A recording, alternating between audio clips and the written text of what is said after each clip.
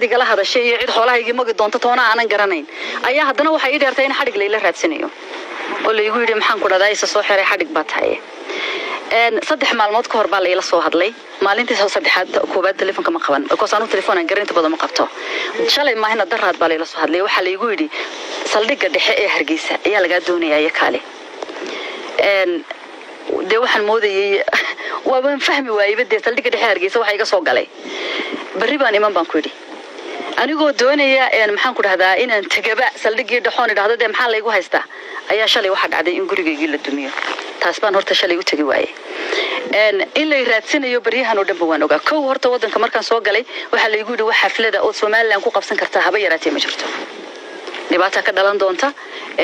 qaran dumis baa tahay dawladdu maxaan ku dhahdaa waa lagu haystaa xaflada qabsanin wax walba shutdown baan ka dhigay dadkii xataa igu yiri waan ku sugaynaayo waan ku soo dhamaan in casuumad la sameeyo waan ka diiday reer Boorama way wada joogaan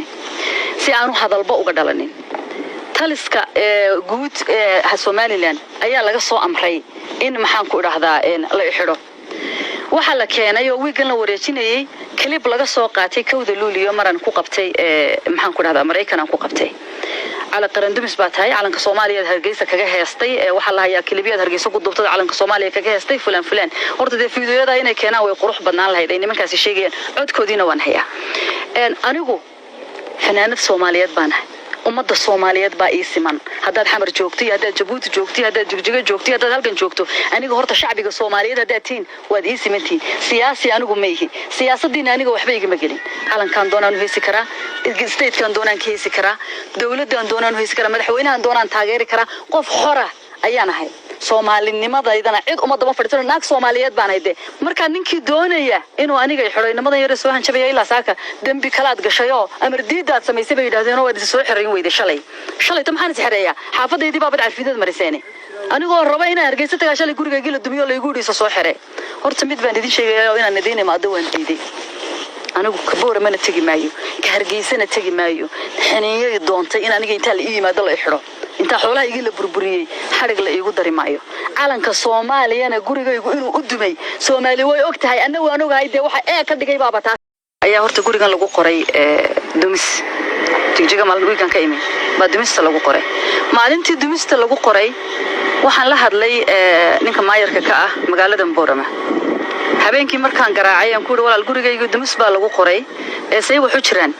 wuxuu igu yiri gurigaagu 2 bilood haduu ka horeeyay kuma jiro dumista guriyaha la dumin doono dhismayaasha la dumin doono buu yiri waa wixii 2 bilood kadib la dhisay wixii ka horeeyay kuma jiraan maalin kadib halkan baan ku ballamiyay gurigan keenay gurigani wuxuu ka kooban yahay 9 qol wuxuu ku fadhiyaa 30 by 30 jagadan ka dambeysana aniga leh halkan maayarka keenay guriga markuu fiiriyay wuxuu igu yiri wadadu horta gurigaaga ma dhaafayso halkan bay ku istaagtay sayskay gurigayga jagadan ay ku joogsatay wadadu horta ana iska leh maayarku wuxuu igu yiri wixii gurigaaga xagga ka xiga airport ka iska leh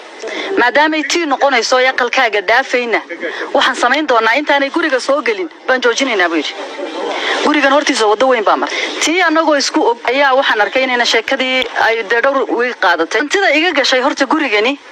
maxaan ku radaa $160,000 weeyaan waxa jooga ninkii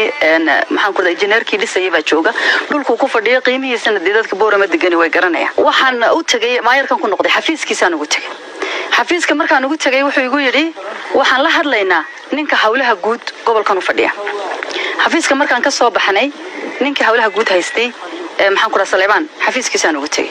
waxaan ku radaa Saleeman waxaan kula socdaa gurigayga baa dumis lagu qoray dawga gurigayga duminayaana mid magaalada maxfi u lana ma ahino shay wuxuu ka yimiday buurahan maxaan ku dhafaarxiyood aqalkayguna ku qaboobaya daw xataa ma aha hal bawle ah oo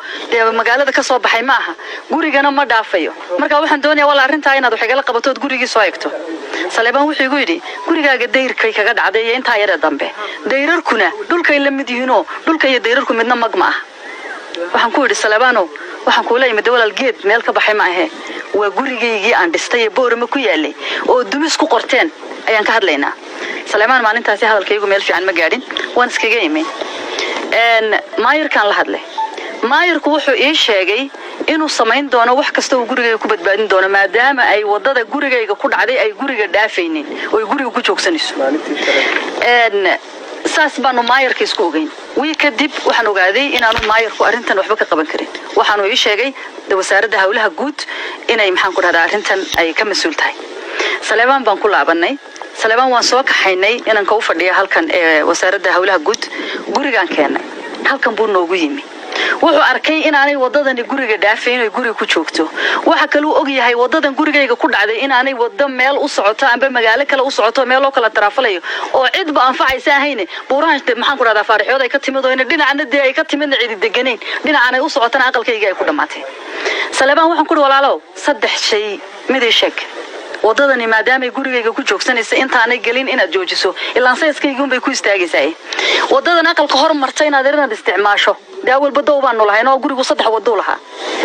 iyo inaad lacagtayda ii celiso guriga sida doonto baad ka yeesho hor dadka waxaan u sheegayaa dad badan baa waxay leeyihiin waxa kugu dhacay sidan daw baa dhacay waxa baa dhacay wax way kugu dhici karaan meesha aad adigu leedahay aad gadatay anida meesha layma siinine maalkaygan ka bixiyay guriga xoolahaygan ku dhistay dhulkan anaa gatay waan cashuuray Soomaaliland $1200 bay 3 sano ka hor igu cashuurtay dhulko kaliyaatay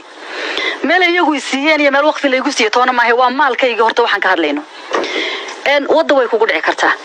biyo laga helo baa gurigaagu noqon kara iskuul baa looga baahan kara dawladda u baahan karta public property buu noqon kara laakiin xeer buu leeyahay oo xoolahaaga hadii loo baahdo waa in lagu qiimeeyo adigana maalkaagii lagu celiyo sababta gurigaagii lagaaga qaadayna lagu sheego sheekadu halka markay inamada noo mareysay waxa la igu yiri nin baa ka imanaya bari wasaaradda hawlaha guud haysta ninkii baan 3 week sugayay halkan buu yimid magaciisa ma xasuusto Cabdilaahi maxay baa la yiraahdaa agaasimaha hawlaha guud ee Soomaaliland weeyaan malaha hal nin baa ka sareeya halkan uu igu yimi waxaan ku yiri walaalo gabadhi gurigeeda la duminay baan ahay arintaydo tafatiran baa wahay wuxuu gurigaagana waan ogahay waa la ii sheegay qofka taayna waan ku garanayaa anigu waxba kama qaban karo maxaan ku dhahay gurigaaga iyo arimahaaga wuxuu yiri anigu nin ma yihi engineer ma yihi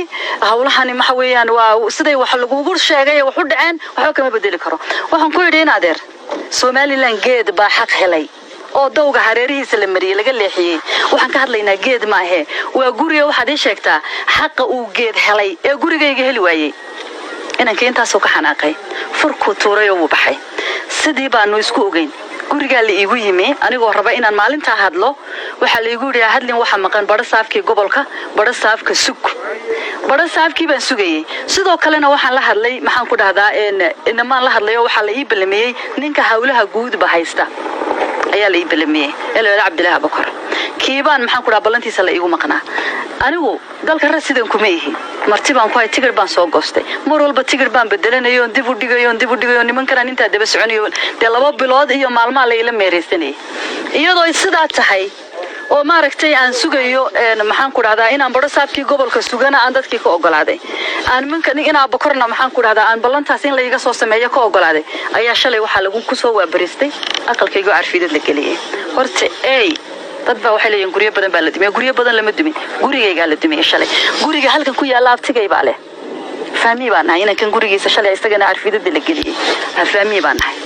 marka gurigayga horta koob uu noqday in shalay la dumiyo mid kale dadka reer Soomaaliland waxaan u sheegayaa xilligii guriga la duminayba la islama gaadhin wali dawiyadii la waxa socda